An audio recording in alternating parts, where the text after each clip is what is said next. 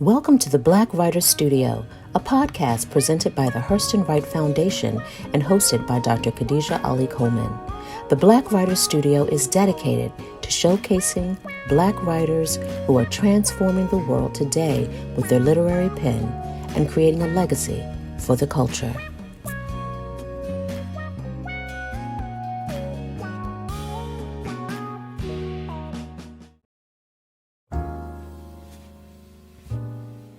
Guthrie P. Ramsey Jr. is a music historian, pianist, composer, and Professor Emeritus of Music at the University of Pennsylvania. A widely published writer, he's the author of Race Music, Black Cultures from Bebop to Hip Hop, and The Amazing Bud Powell, Black Genius, Jazz History, and the Challenges of Bebop. Dr. Ramsey is co-author with Samuel A. Floyd Jr. and Melanie Zeck of the book The Transformation of Black Music, The Rhythms, the Songs, and the Ships of the African Diaspora. He is author of the new book, Who Hears Here, a collection of essays. He was editor for the series Music of the African Diaspora at the University of California Press for 10 years and founding editor of the blog Musiqology.com.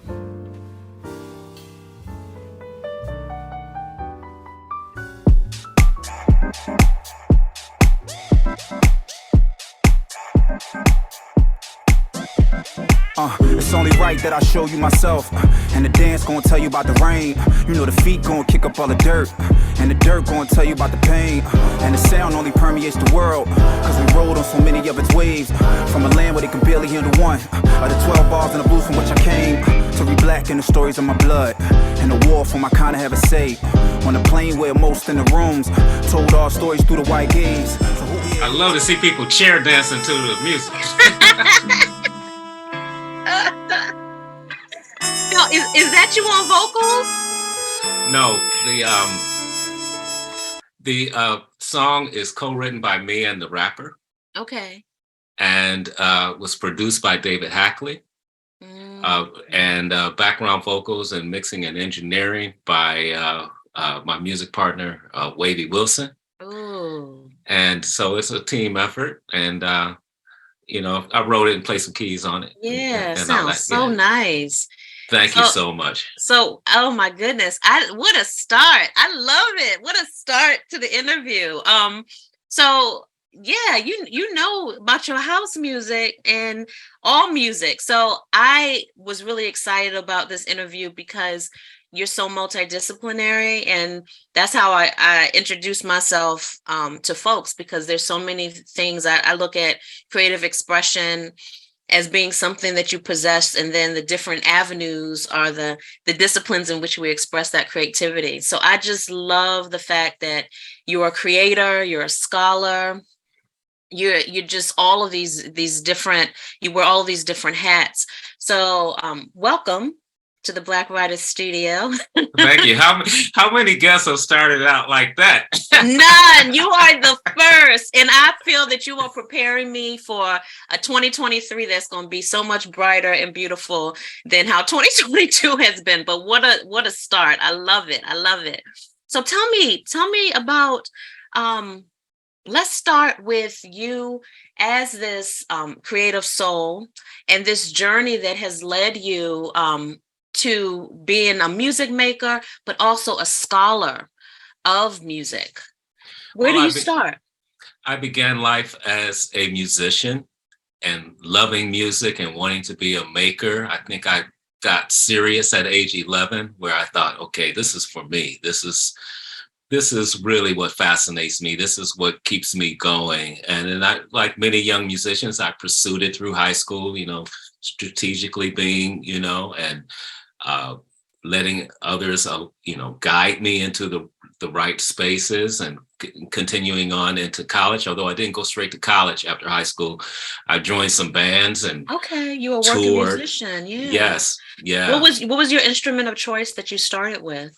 Piano. Okay. Yeah. Was that the first of many different instruments, or was that your home instrument? I messed around a little bit with guitar, and I played Hammond B3 when I was directing the Oh, gospel wow. choirs, Okay. and a little flute, in Yeah, I in get the the sense marching you're a band. multi-instrumentalist. So I wanted to know, I can tell Just that very, very little, very little. I'll if I like the girl and she was playing an instrument, I try to learn it.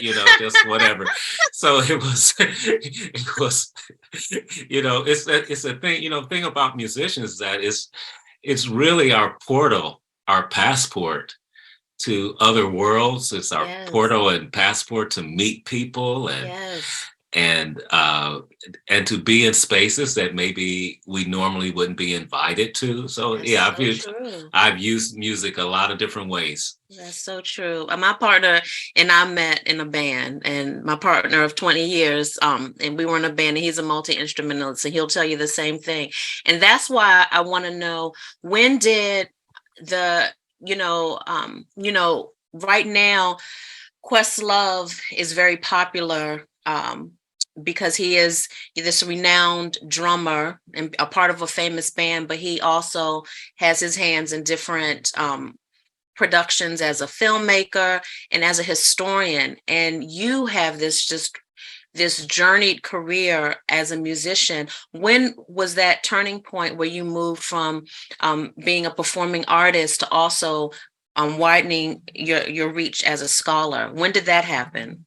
Well, I learned early on in my early 20s that in order to have a more or less stabilized, like that, as I envisioned it, I would need to add something onto that piano player's resume, because after all, I was starting to have children, and that puts a certain pressure on one's art to try to use art to support a life rather than using one's life to support your art. Oh, And wow, so, yeah, so when I, went into education, which was my first turn, in Chicago, in my hometown, I was teaching public school, and I wanted to change pay lanes, so I started pursuing a master's degree. Okay. They give you maybe 3,000 extra or whatever. I'm like, Right. sounds good. Sign me up. And, I started doing, pursuing the master's. I started doing more reading, and I started getting acquainted with all of the beautiful scholarship and the writers like Amiri Baraka, Portia Maltsby, Samuel Floyd. And I happened to get to meet Samuel Floyd, and he saw my life, and he said, I see you're teaching school. You're teaching piano in the conservatory at night. You're teaching private lessons door to door. You are a church musician. You're a nightclub musician. He said, how about we pull all of that energy into one thing? He tested my research skills and interest with a little project, gave me a little project to do that would take me 2 weeks to do today, but it took me a whole year. But he saw me stick with it, And then he just told me about this field called musicology. And I, just based on the recommendation of someone I respected, I took that turn. And that's when things turned around for me, when I went to the University of Michigan for graduate school. So tell me a little bit about that, musicology, because so many, I used to be, I have a story career as well as an educator, as well as a performance artist and a writer. And when I worked at a number of schools working with students, particularly students who I had to confer with that weren't doing the best academically, most of them had aspirations of being some type of performance artist, whether it was a musician, an actor, but very little vision as to how that could manifest in an academic career. So he sees this vision for you. You move into musicology. Can you break down for us, what does that look like? What does that mean? Well, first of all, it means that when I entered this is not the most important observation, but one of the things I had to come to terms with is that the field of musicology, when I entered, was primarily a white, enterprise. Mm-hmm. And so that was quite a rude awakening. And just because I imagined that it would be more diverse because of the kind of outsized role that Black musicians have played in this country's musical profile. Right. Even globally, like it's Black music is foundational to so many things, Absolutely. Right. So that was one of the first things. The next thing, which is the good part, is that I learned to deal with this equation that has formulated many of the questions that I have pursued in my both my teaching and my writing. And that is this quote from Christopher Small, a late British musicologist. Why are these people making this music at this time in this place? So you deal with people, part of that equation. You're dealing with the rich varieties of identities that go into, societies. Music is when you learn all of the formal conventions of what people are doing. Time deals with history. Yes. And then place deals with geography. So that's kind of shaped me into so many investigations in Black music making in America. And I haven't stopped. I absolutely love that. I could talk to you about that forever. I used to teach intro to fine and performing arts. And those are the questions that I had students ask, because art is always has a story about where people are historically in terms of, if there's any warring happening or any type of transition or travel or movement from one place to another. You can always learn about that through the art. So I actually thank you for breaking down what that study is, because it also, moving from a performance arts background to now really focusing on the scholarship regarding music, I'm sure that impacted how you approached your art as well as a performance artist. And so that could be a whole other part too of this podcast. So I'm not going to have us go down that lane, but knowing that how, because you have so many awards and honors associated with your work, is there one project that you've worked on before, your new project that's out now that I want you to talk about, that really ignited something in you and let you know that this is something that you want to do to impact our people culturally and the world culturally with the scholarship that you're engaging in? That's a great question. I would say that a project that kind of turned a corner for me was this album I put out during the pandemic called The Spiritual Vibe. Oh, wow. And it's it revisits some of the music I grew up on, some of the spirituals and the hymns. It's the first all kind of spiritual project that I've put out. And why it's so meaningful to me is that although I had been experimenting for a while, the kind of cultural traffic that happens between my scholarship and my music making, this particular project was inspired by something deeply personal, and that is I was diagnosed with cancer in 2019. And my response was that I wanted to make the music that was going to heal me. Wow. So I went into the studio. I had a birthday party in a recording studio, and I invited some of my musician friends, and we laid out some basic tracks for that piece. And first of all, I should say I'm happy to report that the music worked together with the creator and all of the prayers and all of that. It's I'm clean bill of health.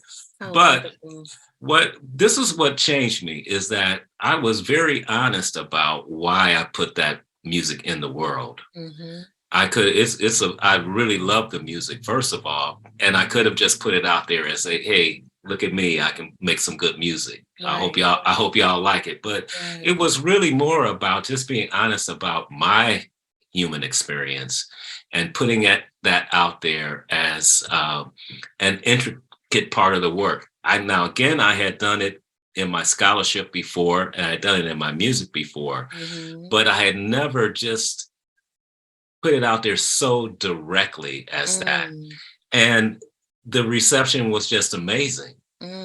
So I would say that it was about a level of honesty, or something. I still haven't worked it all out, but I just would point to that project as being kind of special to me. Right. And it sounds like it wasn't attachment to it in the same way as, I mean, you said it already, that it's not about being seen. It wasn't about being seen.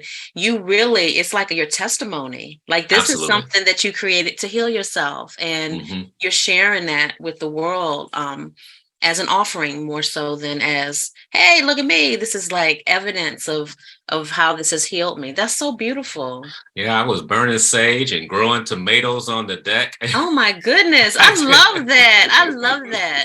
So you just gave your full self to the music. So the book that's out now, can you tell us a little bit about it? And does it have any connection to this particular experience in 2019 working on the music project? I wouldn't call it the 2019 project, but the book "Who Hears Here" on Black music's past and present. It's more about me, two things, two life events. One, I just retired from teaching at the University of Pennsylvania after more than 35 years of teaching, in all my realms. Right. Many congratulations. Thank you. You're welcome. And so the retirement kind of marked a kind of a bookend to a certain kind of productivity that I was doing, and who I was talking to, and all that. And then also the pandemic, which occurred, where I had time to collect these essays, and just as a writer's workshop, you got to get permissions, and if you're a younger scholar, I would say always keep the rights for your work. Don't give your rights away, because you'll wind up having to pay people to reproduce your own essays that you worked on. So I would say those two things, the retirement and the pandemic, allowed me to sit back and take assessment of what it is wanted to say. And I actually learned a lot by rereading some of these things that I had been writing since the earliest essay is 1996. Oh, wow.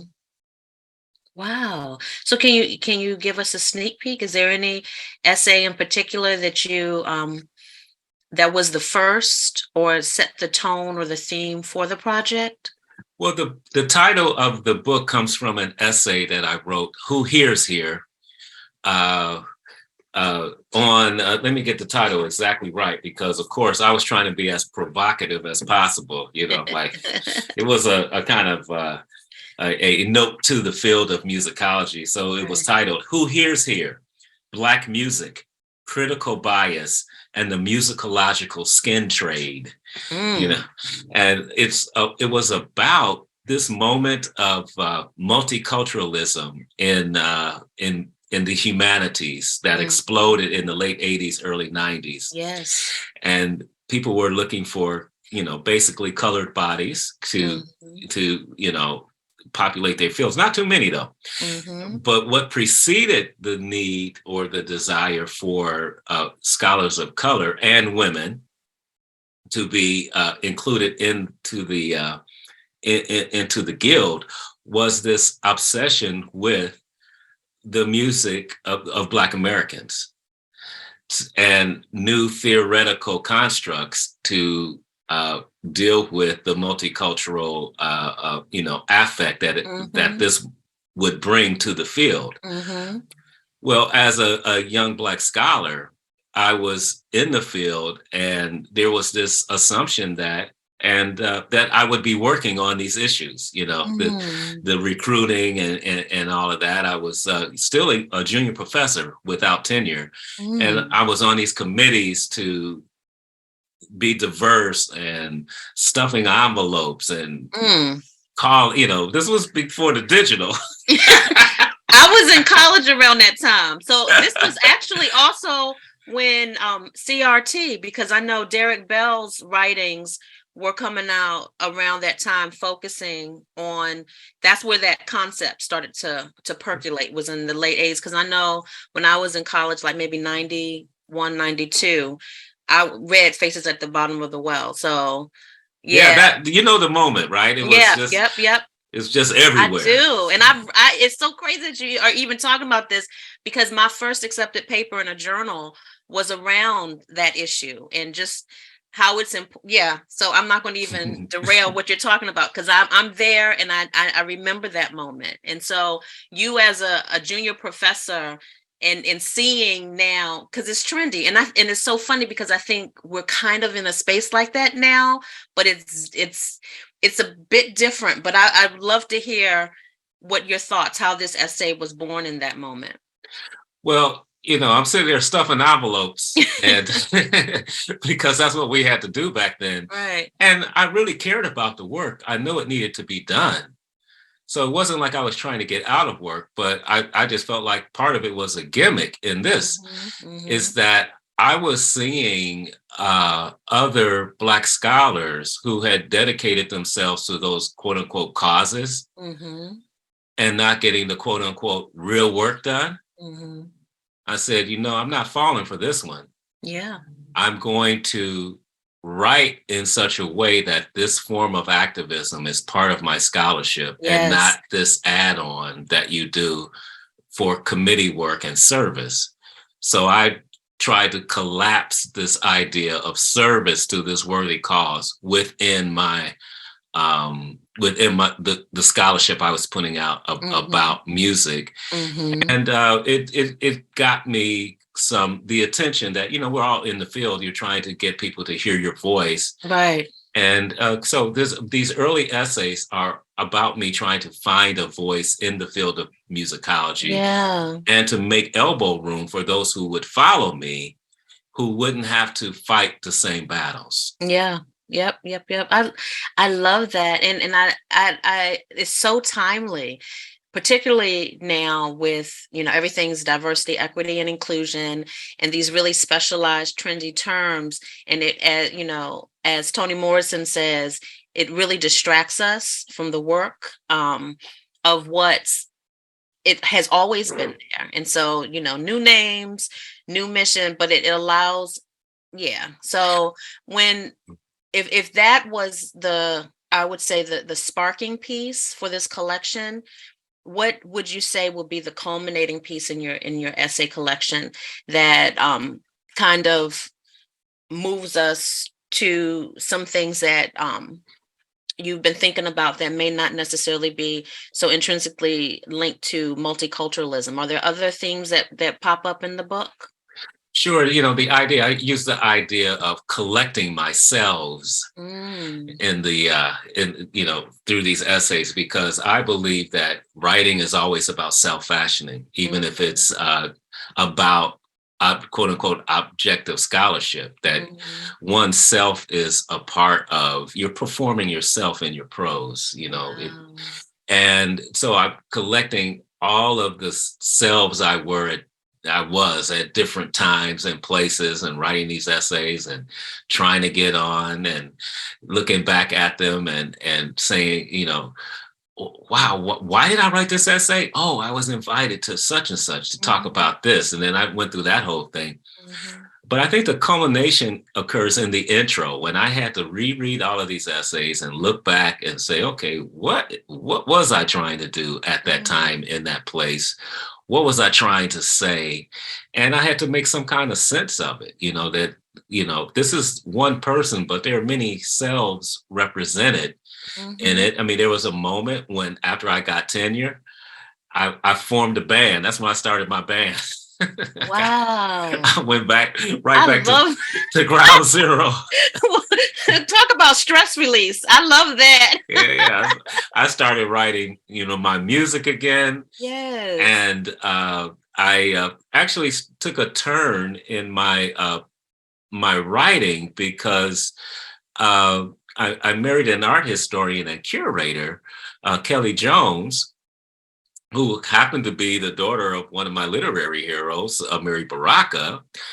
And then so I saw up close how people write Mm-hmm. when they are not just uh, narrowing their audience down to other academics. Right. What does it mean to use your writing as a public platform and to Yes. translate all of this stuff that we're learning so that regular smart people can be invested in it and Right. and learn about it? So I can see in the essays, you know, I guess I got turned out. But But it sounds yeah. like you used autoethnography to really be like a tool for, it was like the equivalent of journaling or reflection for you. And I love that autoethnography is becoming more popular, particularly among Black scholars and people of color, because that type of qualitative documentation has for so long been frowned upon because it brings these selves into the equation. And I love how you even characterize it, the performing selves. So I'm sure that you're looking back and addressing or reflecting on all the ways that you've shown up, and how has this culminated to who you are now, and then how can you show your readers this process? So is there something that you demonstrate in your book as your process, or do you talk more about the outcomes?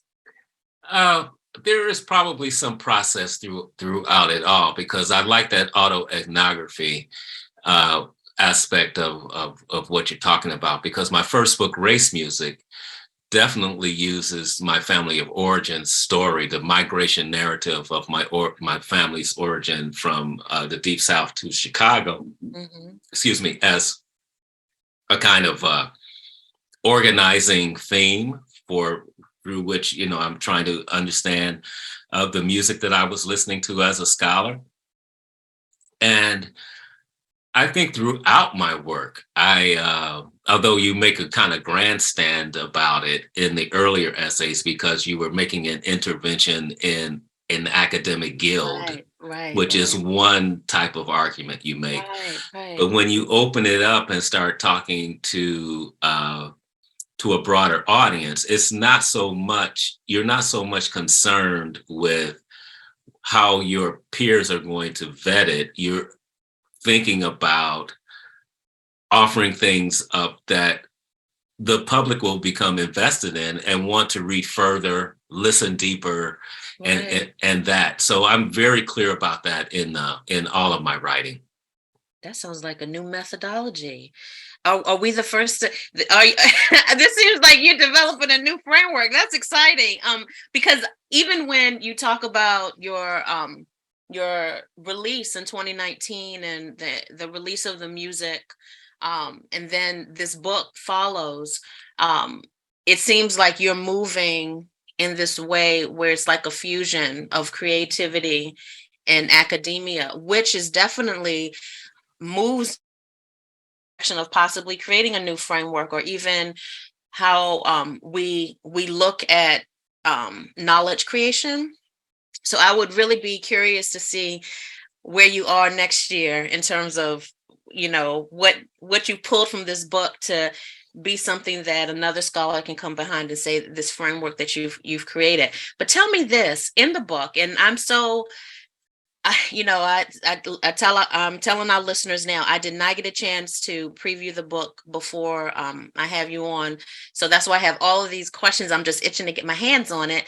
But I wanted to know, in the book, do you have any soundscapes or links to any of your music? Is it anything that it has a companion sound list, or is that something that you're considering? That's a really great idea to come up with a Spotify list of all the music I talk about in the Yes. book. That would be a really great idea and easy to pull together. Thank you for that. You're so welcome, and I'll give it to you Thank you. free. Yeah, right. Right. I appreciate that. So that's a wonderful idea. Yeah, I love that. And if and when you do that, make sure you share it so that I can share it with our audience, because I think that one of the things that will be different about that is that you are sharing your history. So this is us getting to know you more, as if we are hearing this music and we're now involved in that process that put that book together. So that I'm really looking forward to that, if that's something that you do. Is there anything as we start to wind down, is there anything that you want readers to know when they pick up the book? Anything in particular that you want them to walk away knowing or feeling after having read some of the essays in your book?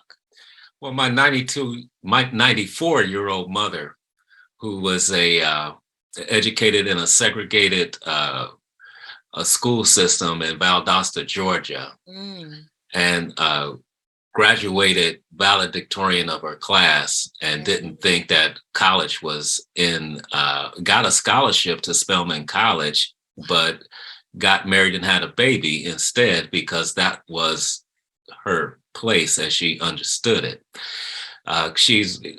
Was a lifelong learner, is a lifelong learner. And she was reading the book, and she said, this is how she put it, this is enlightening and a freedom train. Oh, yes. Okay. Oh, my goodness. So you need to put that on your website. I like that. Yeah, she's always dropping bars like that, yes. That's where you got it from. That's awesome. Yeah. So I just want people to understand that I wrote this because I believe in the dignity of Black people. I believe that we are deserving of so much more than what this country has been able to offer us.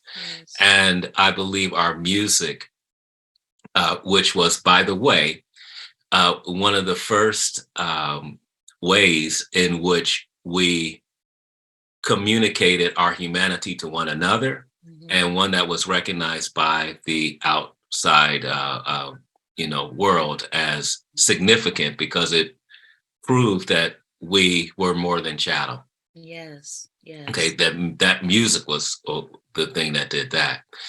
So I believe that studying the history of this music is one of the most reliable ways we have of speaking to our ancestors, speaking to the dead, and having them speak to us, because music, as we have used it, is a place for us to time travel. Yes.